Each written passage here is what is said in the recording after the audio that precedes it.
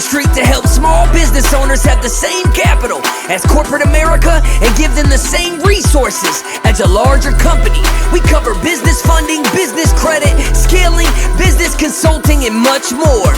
Check out the website at shieldadvisorygroup.com. Welcome to the show, The Liquid Lunch Project. Hey, what's up, everybody? Welcome back to another episode of the Liquid Lunch Show. As always, I'm Matt Meehan alongside my partner in crime, the professor, Mr. Luigi Rosabianca. And today, guys, we have a very special show for you. We have our first foursome. Out of all the interviews we've done, this is the first one. And I want to welcome Julie Traxler and Corey Harris here. They're the founders of SB Pace, a business startup consulting company, and they also run a podcast called Biz Quick, and you can find that on all your podcast networks. And they just hit a huge milestone, breaking 100 episodes. Hey guys, thanks for being here. Thanks for having us, Matthew and Luigi. We're excited to be here. Yep, thanks y'all. Awesome. Hey guys, can you just give our listeners a little bit of background? I know we go way back and we've been talking to each other for a while. We run in the same circles, but can you give them a little background on SB Pace and how you guys started and where you guys started and what step along the way you started with your podcast? Because I'm sure all the listeners want to know. Yeah. So thanks for asking. We started SB Pace as a direct result of the pandemic.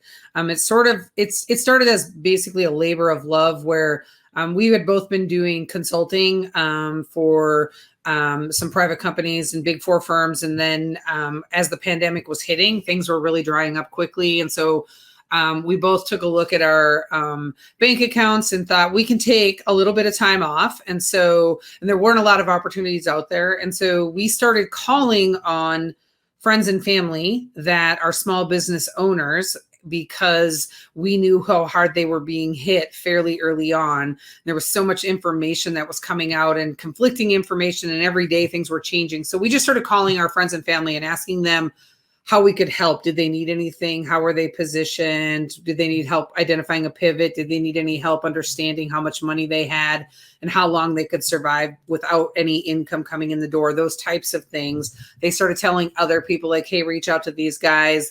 And fairly quickly, we realized there was a real opportunity there to start a business. So we formed SB Pace, and at the exact same time, we decided to write a book on disaster proofing your business. So we wrote the book, which went on to be an Amazon bestseller. And our business model is really built around offering services to small businesses and entrepreneurs that they usually don't have access to in the marketplace because they're usually priced out. So if you think about big four consulting firms, and they're really expensive, and most businesses can't afford to hire consultants. And so our model is to price everything fairly. We work with partners, and we have rules in place for our partners that if they want to work with us and our clients, then they have to be priced within a certain range. And then they're free to do business with our clients after the engagement is over, however they want. We're not limiting that. We're not taking any commission off of that, but we want to make sure that small business owners can get what they need. And our number one core value is that we don't sell shit you don't need. We're not interested in just keeping selling. So we try and we fire ourselves as quickly as we can. And I'll let Corey tell you how the podcast came to be. Otherwise, you're just going to hear me talk for hours and hours. Which I'm totally fine with. So, we decided to launch a podcast, and it was primarily for us just a way to, it was just a natural extension of our brand. We already were talking with small business owners every day and experts in different areas that affect small business. So we decided we were to start this podcast with the idea of helping small business owners. And that kind of just turned into what it is today with us. We talk with experts, we talk with other small business owners. And instead of the original goal was to try and help small business owners on the actual podcast. But we realized that many people weren't really willing to come on and talk about the things that were going wrong. So we bring people on, and we just, it's fun. It's just a conversation that we have. We release it twice a week with the idea of it, the name Biz Quick. It's a quick podcast. So usually the podcasts are somewhere between 20 to 30 minutes long. So something that you can do on a, quick commute or something like that. And that's where we are today. Let's go back to the origin story. How did Corey and Julie originally meet, and what makes you guys complementary? Why are you so successful at what you do? So we used to work together years ago. We worked for this national food distributor, and she was actually my boss for a while. And so we worked together at this company. We were on a business transformation team. So we our goal, or so we thought when we first started, was to help the other, like the warehouses in the company, like businesses that have been acquired by this company, integrate into the rest of the company. But it soon turned into us just being a process improvement team, which I was okay with, because that's what my background's all about, is process and process improvements and that type of stuff. And then after that, Julie left. Whether or not it was on her own accord is that's a whole other conversation. It was not. We then worked together. We were both doing independent consulting. And then, like Julie said, at the beginning of the pandemic, we got together because our set of skills are very different and very complementary. So where Julie's more into team building and the relationship building and project management and like coordinating everything and being organized when it comes to business, I'm more of the back end doing like the IT type stuff, the process improvements, handling, financial and accounting type stuff to a degree. So that's how we work really well together, especially when we're working with clients, is that we've got kind of a one-stop shop when it comes to everything you might need. Hey, Corey, as it happens in business, you have a bad day, things go wrong. In that blue moon, when Julie makes that rare mistake every 4 or 5 years, how's that conversation go? Because Matt and I, we have like this really smooth understanding that, we wash our laundry in private, but we wash it really hard. Am I allowed to cuss on this podcast? Absolutely. Oh, yeah. Julie, you fucked up. Yeah, we're really good at the direct conversations, and I this might be a rarity for females, and I'm not about to say something sexist, but I don't have a rear view mirror when it comes to arguments or disagreements. So we're very well equipped at talking through whatever it is that might not be going the way we want it to, addressing it. We do a continuous improvement meeting every Thursday, where we're constantly looking at how can we make this better? What do we need to do to simplify?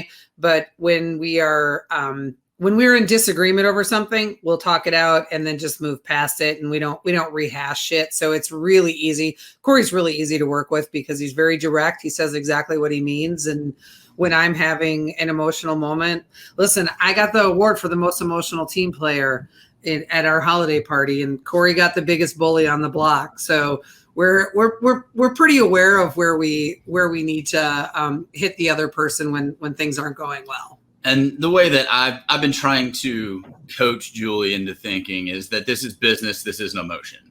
So if you screw up, just own it and go on with it. I'm not going to hold it against her. I don't think that she's going out of her way to tank our company. Like, everything that she does is, in theory, in the best interest of our business. So mistakes can be made. It's not a big deal. I'm not going to lose sleep over it. And to be clear, he also makes mistakes. Yeah. But that's the way. But I don't let it bother me when I make a mistake, because mistakes happen. You learn from it and move on. Hey, Corey, I can relate to you. Julie is basically a prettier version of Matthew.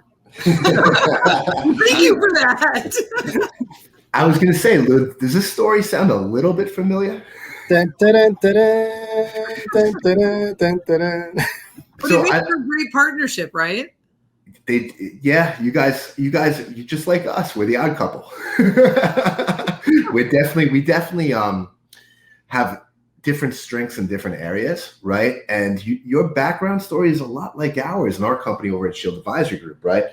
We saw a need in the marketplace during the pandemic for small business owners, right? Small business owners were stuck like a deer in headlights. They didn't know what to do. They couldn't get their bankers on the phone. Their accountants weren't answering. They had no guidance going forward. You guys seized an opportunity and grew your business out of that. And it's not an easy task, right? Especially when a small business owner is very emotional during that time, right? So sometimes the hardest thing to tell a small business owner is stop getting emotional. And the way me and Luigi run our business is there's no emotions involved. This is this. That's what it is. Don't take it the wrong way. Get over it and let's move forward. And it sounds like you guys kind of do the same thing. Well, we try. One of us is not really good at it.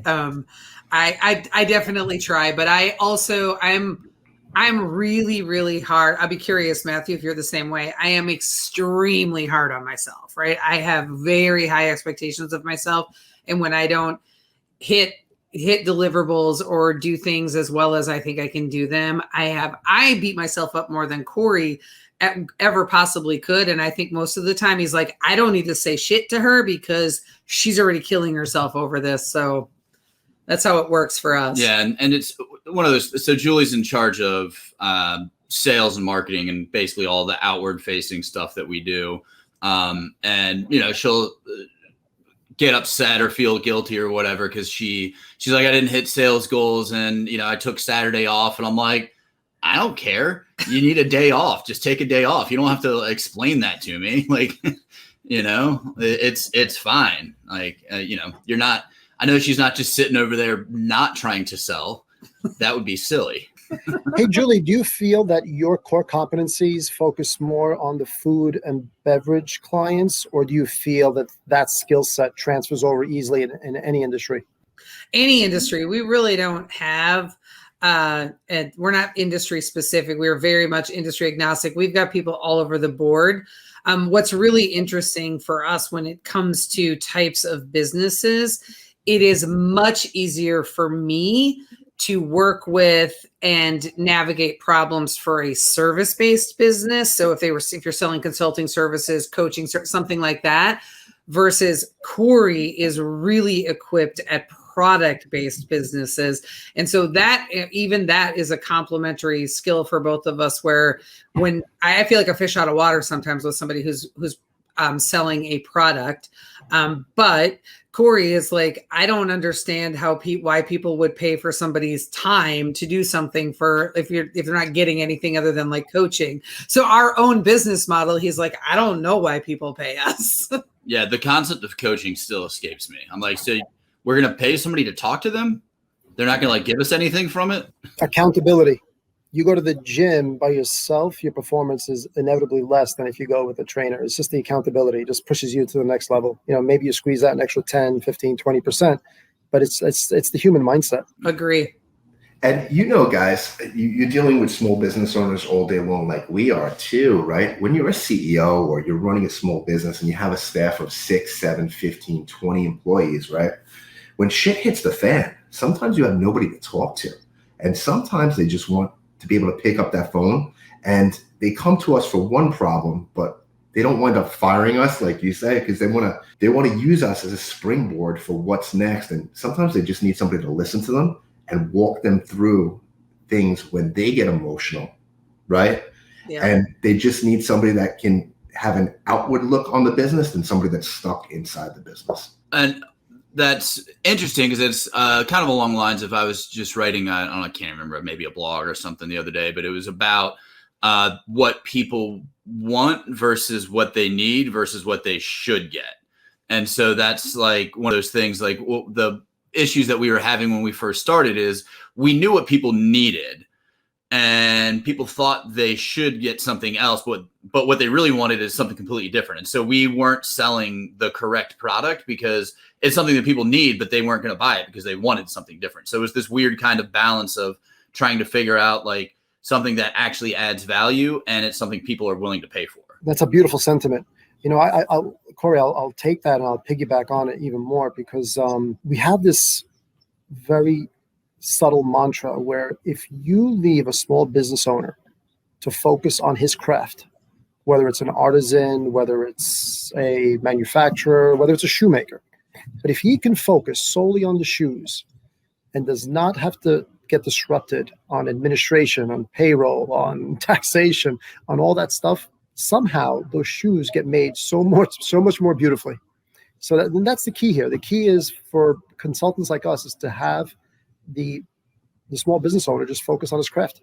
That's a tough call to action for most small business owners, right? Because there are as we all know, there are so many elements to running a business. And when you're trying to scale or grow that business at the same time as you're responsible for producing that main, revenue generator inside the business, it's overwhelming. We spend a lot of time feeling like our weekly sessions with our clients are therapy sessions, right?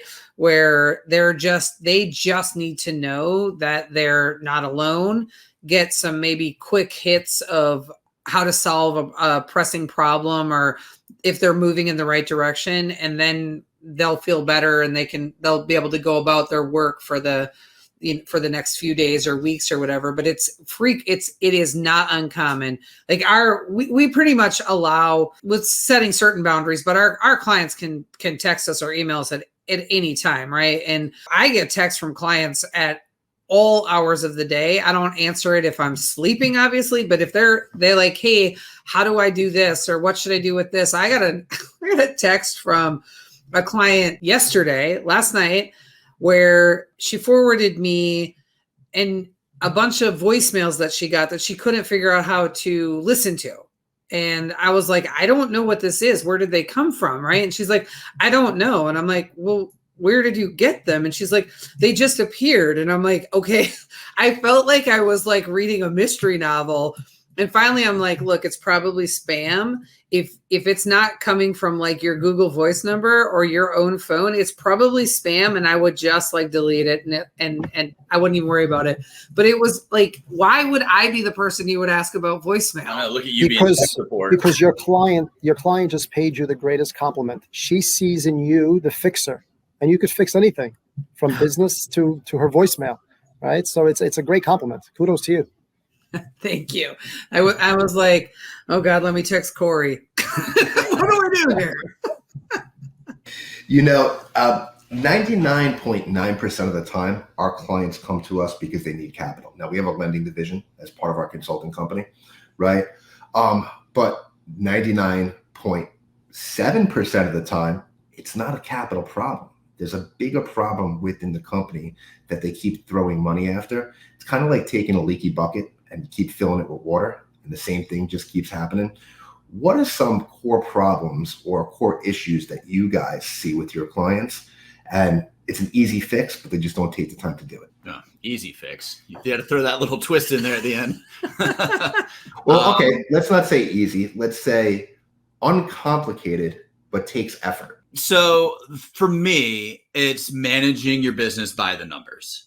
And that goes back to taking emotion out of the business. It's like your numbers aren't going to lie to you. So it's having that baseline of metrics and KPIs that you look at, daily, weekly, monthly, however often you need to look at those particular numbers, and then making decisions based upon what the data is telling you. Now, there's going to be some emotion that goes into that, some intuition, some instinct, so to speak, because you're going to take years of experience and then with the information you have, and it could be a weird or just a irregular decision that you're going to make. Like it's going to go against what the data tells you, but that's because what your gut's telling you. But at least you're using the data to make those decisions. But so many people fly blindly when it comes to their business. They don't know what what's in their checking account, much less like what their cost of goods are, or their labor percentages are, and things like that. And so having those baselines and being able to understand them and track them accurately and consistently is the biggest thing for us. I would say it is playing off of that, is planning the work for the resources that you actually have available, right? So and that could be financial resources, people resources, time resources, right? We see so frequently people just go, they dive headfirst into all of these significant and, in some cases, these massive plans that they can't execute on. And then they lose momentum, and not just in that one area, but across the board on their business, to the point where they're not doing anything consistently. And they think if you can't do everything, that you can't do anything. And they also leave the most high priority tasks that are the tasks that we would refer to as staying close to the cash, those tasks that are going to generate revenue for you. They go undone because they don't allocate the resources appropriately. Yeah, we definitely see that a lot too. And we also see like a lot of problems with people just managing their bank accounts properly, right? And when I say managing their bank account, it's managing their business, right? If you see a bank account that's not managed properly on the lending aspect anyway, and there's so many NSFs and overdress in there, something's wrong, right? They usually don't know what it is. And sometimes you got to take some 2 steps back with somebody who's been in business for 5 years and say, hey, you've been doing this the wrong way for 5 years. They got to get over their ego a little bit, right? And you have to break it down line item by line item on a finance side and say, it costs you, Mr. Jones, X to turn your lights on every day. So you can't go to work without making money, right? So Luigi has some thoughts on this too. I'd love him to jump in here. Oh, I've got my little pet peeve. You know, when clients first come to us, we always see the same thing over and over. P&Ls are a mess, balance sheets are a mess, taxes maybe haven't been filed. And I tell them, we're not going to be even beginning to start to scale or grow until I can literally call you. And literally, I'm like that nutty professor. I will call them and say, give me a P&L dated June 30th within 15 seconds. And if you can't do that, your books aren't in order. Because if your books aren't in order, your processes are in order. And if your processes are in order, the operations are in order. So how can we make 5 of something if we can't do 1 of anything? All right. Matt, I'll give him that crazy example. We had a young lady. She has a really vibrant business, but she's trying to scale. And we're making cakes. Now, if you break down any activity, you could break it down to its multiple component parts, whether you want to quote, Ford's assembly line, but everything is a compendium of multiple parts. I told her, take a video of your bakers making those cakes. And she goes, well, why? Just take a video making those cakes. Watch that video over and over again and break down those tasks into 12, 15, 20 different components, whatever it may be. This was a month ago. Last week, she just sold the most cakes she's ever sold in a month, let alone in one session. Simply because if you have the right assembly lines, the right operations, you can scale. But it starts with the little things. Like if you don't have your books in order, how can you possibly have operations in order? So I know Matt laughs when I say this, but I say it every day. The way you do something is the way you do everything. 100% agree. Yes. And that advice to, stop and tape, record her staff doing the work. That's such an important thing for people to do. And a lot of, it seems obvious, like if any of the 4 of us were to walk into that operation and say, why are they doing this? And then they stop and think, oh, I don't know why, but like you're in the thick of things. Like it's so natural. It's so familiar that you're not analyzing each individual thing. Like this is just what happens. And that's the way of the world. Like, but when you stop and you analyze each individual piece and you look at where the inefficiencies are, or, and that's where like feedback from your team is so great. Because when somebody's complaining about something or whatever, it generally means there's something broken there that you need to address. It's not, people love to complain just to complain, obviously. But if it's like, I don't understand why I'm doing this, then you need to figure out a good explanation or a better way to do whatever it is. Yeah, absolutely. Guys, I love this call and I love this podcast right now because all 4 of us on this call have the same motivation, and that's to help small business owners, right? So me and Luigi, we have our reasons and our listeners know about that. But what are your reasons behind it? Who is most influential to you guys to get into this business, and why did you start? Who's most influential for us to help small businesses? Mm-hmm. I think we're probably both gonna have the same answer on this one, right? I don't know. I feel like we've had this conversation before, but maybe I'm wrong. So first off, I would say that I would not have started. I wouldn't have had the motivation or the discipline to start a business had I not completed 75 Hard. So a little bit of a bow to Andy Frisella for like having that program. But I think more than anything, like probably the person who influences even to this day would be my mom. Right. So she's passed away she passed away in 2013, but that's, she was just a hustler and a go-getter and could do everything, and kind of made me realize that it's way better to be self-reliant than to rely on other people. And that the most important thing you can do for people is to help them. For me, it's my mom. Yeah. Okay. When you started off with Annie Frisella, and I was like, I haven't done 75 hard yet. Yeah, no, definitely my mom as well. Like, I mean, my mom just instilled a very strong work ethic in both myself and my brother growing up. And it's one of those things where, again, it's to the point, so much so that I think that, I mean, she probably kicked herself a little bit because it was too independent, where it was like, you know, she's like, do you want help? And I'm like, no, I don't need help. You taught me to never need help, basically. That work ethic. So like, you know, when all my friends were growing up were out playing, you know, running around the neighborhood or whatever, I was out moving mulch or digging holes in the backyard, that type of thing. You know, and I asked for an allowance one time and she's like, all right, you can get an allowance. She's like, you can start paying for the food you're eating too. And so that's kind of like how I was brought up. And I definitely can't, I just had a problem not being the boss pretty much, you know, growing up. Like I always wanted, like, always wanted to lead, always wanted to, you know, manage in businesses and all of that. And that's where it just kind of led me to, I have a problem working for other people because I want to be in charge. That's why I let him think he's the boss of SB Pace. Well, Corey, besides the four of us being unemployable, you also bring something interesting to the table, right? No one likes the professor that teaches you how to do things, but he's never done it himself, right? Exactly. What I love about you and Julie is that you've done it, you've succeeded, you have a track record, and now you just have this altruistic, magnanimous heart where you want to teach others how to do it. So there's a beautiful altruism there, but it's there because you've done it yourselves. Aw, Corey, he just said you have a heart. Thank you. I'm not sure anyone's ever said that about him before. I always find the best in people. I didn't catch that he said that. So emotional moment. Yeah, I blacked out for a second there. So, Julie, Corey, what's one piece of advice that you guys can give anybody that's looking to step in and start their entrepreneurial journey from day one? I would say start and don't be afraid to fail. Like perfection shouldn't be what you're looking for. But the most important thing is to get started and please have a plan of some sort.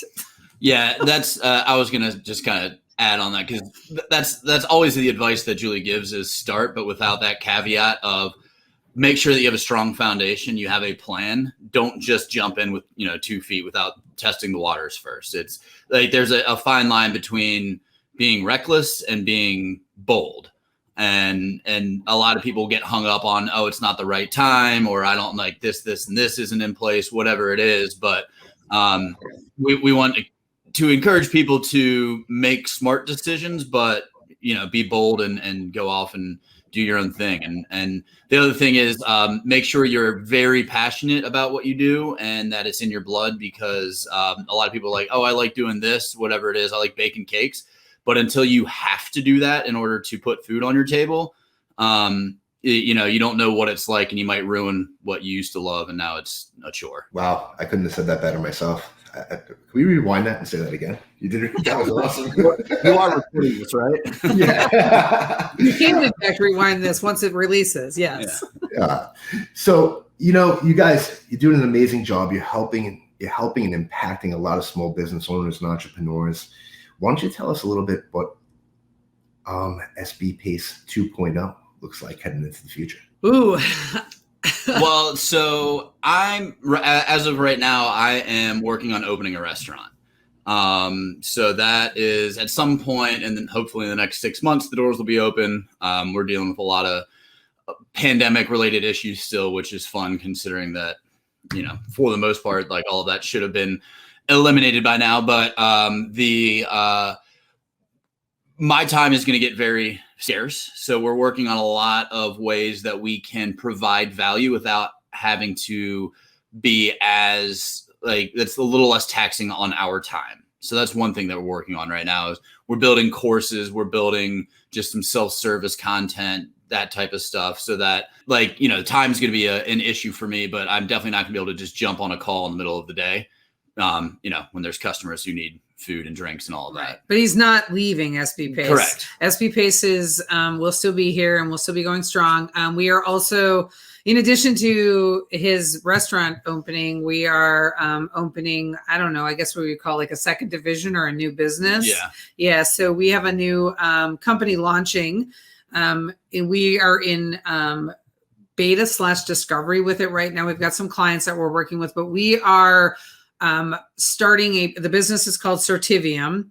And we really love just crazy names that are difficult for people, right? We've got SB Pace, which most people think is SB Space. BizQuick, which is a baking. Yeah, and now we have Certivium, it's a made-up word. But Certivium is a company that the first service that it's going to be a service-based company, and the first service we're going to market with is we're providing customer service solutions for small business owners, and it's a very unique and different experience than anything else that's in the marketplace. And we really focus heavily on helping with that social media engagement and those negative comments and the trolls and working on that. And so we're excited about that. And we have a third partner that has come in to help with that particular business. So we're having fun getting ready to launch that. So that's part of SB Pace 2.0 is having Certivium there. And then I think eventually we'll probably shift to doing some like group coaching or masterclass type stuff so that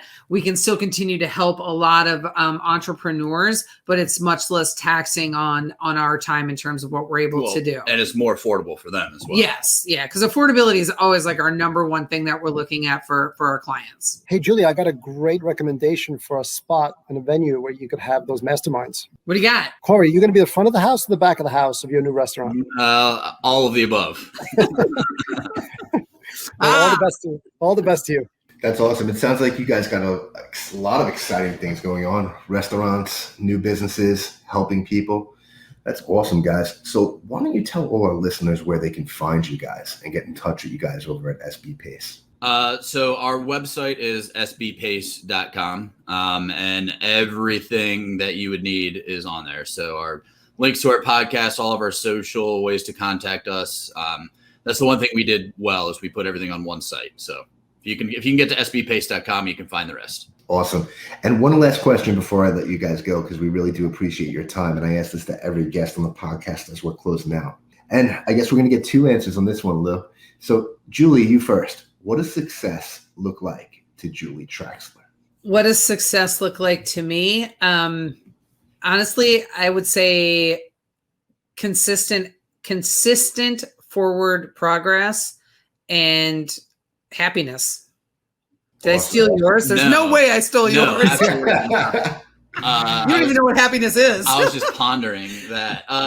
Success for me is just, being able to do what I want and need to do when I want and need to do it in business. So, not getting stuck in the weeds and shit that I don't want to deal with, and, not being hamstrung by like budgets or time constraints and things like that. Just so freedom. Yeah, let's call it that. There you go. Much better. And the Michelin star. I'm not looking for a Michelin star. Yeah, not that type of restaurant. Hey, Julie, Corey, thank you so much for being here.